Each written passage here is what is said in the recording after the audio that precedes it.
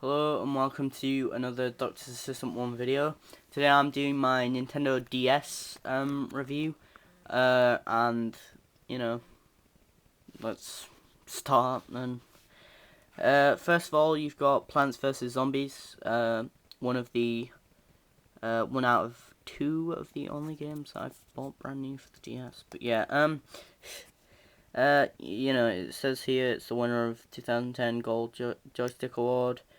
Strategy game of the year, so it must be a good game. I wouldn't say much. It has strategy element to it, but essentially more so it is a tower defense game with strategy as a secondary component.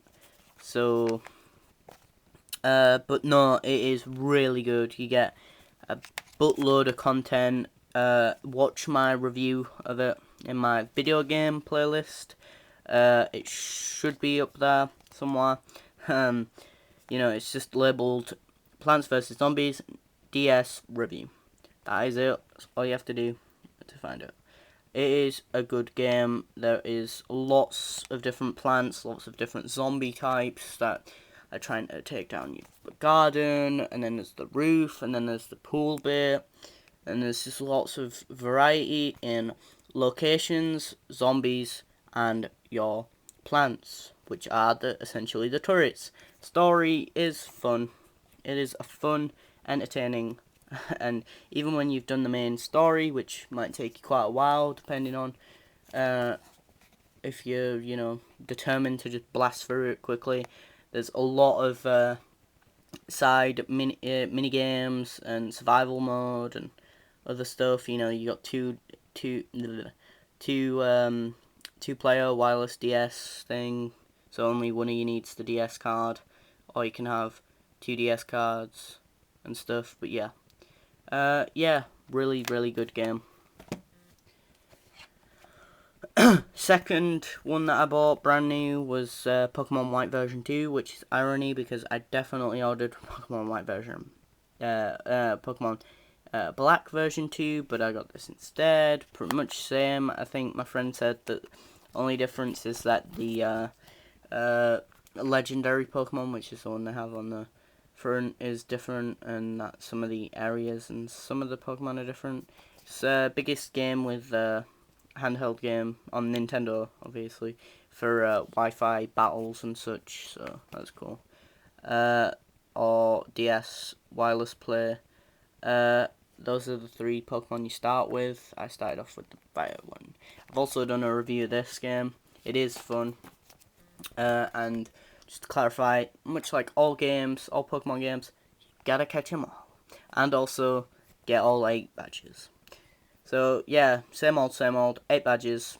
Gotta catch them all. That's the secondary objective, which means you will have a ton of time on your hands with this game. If you're trying to fully clock the game, which I don't know if anyone actually has fully clocked. Like, I can imagine there is a lot of people who have, but I could never be bothered to fully do everything in the game. Like, get all 8 badges and then fully upgrade every Pokemon. That could just be so boring, but I can imagine there are people out there determined enough to do it. SimCity DS, not reviewed this. It is. I got it with my DSi from the person my mum bought it from. It was good at first. I haven't played it in a while. I tried looking for a review of it, but there wasn't a review. Maybe because it's a really weird game. But yeah. The end for SimCity DS. Brain training, it's just like Wii Fit, but for your brain. It's a gimmicky game. I hate games like this. I just hate the sort of Wii Fit and brain training and crap like that. They were like bundled together. Well, not bundled together, but marketed together a lot of the time, because this was the thing for your DS. Go on the train and brain your train. Can't even speak now. Brain training. Train your brain whilst on the train. which kind of rhymes. But anyway, yeah, this, and then obviously, like, get off the train, blah, blah, blah, blah, blah, and then go home after a very stressful mental day, have some calming physical exercise, you know, so that we can, you know, call you overweight and crap. That ain't even really my game, that's my mum's. I added it to this collection because, you know, I like having full collections of things. I don't like people hiding games in my house places. Really annoys me. Mario and Luigi's Bowser's Inside Story. Basically, a Mario and Luigi RPG. It is good. You know, I'm not a big fan of RPGs, but it's good. It is, and obviously they go inside Bowser. Spoiler alert, yeah, they go in Bowser. I'm sorry, but yeah, it is good. Haven't actually played much of it. As I said, the two games that I play the most, or top three games that I play the most, number 1 and 2 all tied would be, well, saying that at the moment, number 1 would be Plants vs Zombies, and then Pokemon White version 2, even though I haven't played that in ages either. I haven't played on my DS or DSi for ages. Super Mario 64 DS, I've reviewed this recently. If you want my opinion on it, you can go on my video game, playlist and look up Super Mario 64 DS review. But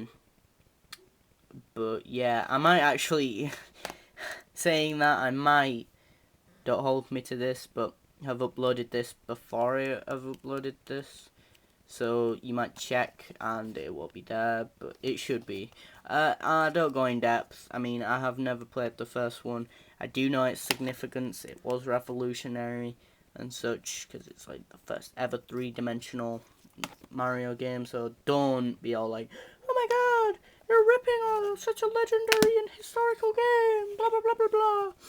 Sonic Colors, I'm not the biggest Sonic fan. Apart from this and Sonic Classic Collections, I have no other Sonic games. I do like the idea of the Wisps, though. That gives you different abilities. That's pretty cool.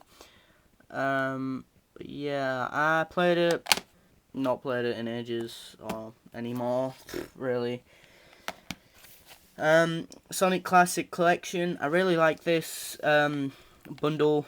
You get your money's worth. You know, you get Sonic, Sonic 2, Sonic 3, and Sonic & Knuckles. Really cool game. Love it. You know, you've got stuff from the originals, the extras and stuff. You know, you're not getting ripped off. You get... It's irony how sometimes in these DS games, although they're for handhelds, for some strange reason the developers / publishers end up giving you more content on this, even though it's a smaller thing, than an actual AAA game. And yet people still would defend DLC and be all like, oh, well, the publishers are going back and developers are making new things for it. No. That isn't a full game. That isn't a full game, alright. This is a full game. This is a full game with 4 games in 4 games in one, brilliant characters and just cool. I like just using the D-pad. It changes it up. I mean, yeah, it's nice, and it doesn't use 2 screens. It just uses one, so it is different to Sonic Colors. Yeah, that actually forgot to mention that uses the 2 screens really well. This one is just arcade-like, and I like that in its nostalgic way, and it's nice because, you know, although it's newish handheld, the DSi, you can, you know, play a blast from the past. Draws to Life, the next chapter. Played it a bit a while ago, like ages ago.